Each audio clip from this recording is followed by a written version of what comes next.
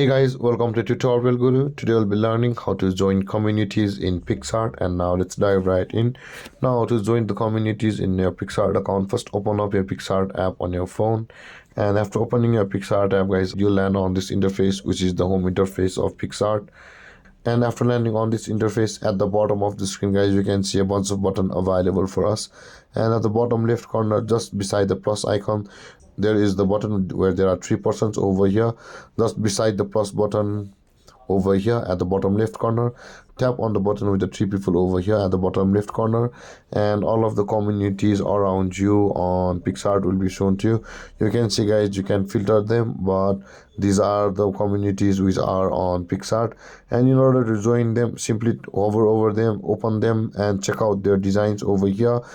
And if you want to join them, simply tap on the join button over here on the profile, and let's go back.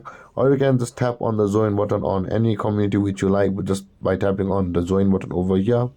With that being done guys, you will have joined some communities in Picsart. From you can get many demos. And that being said guys, this is how to join communities in Picsart.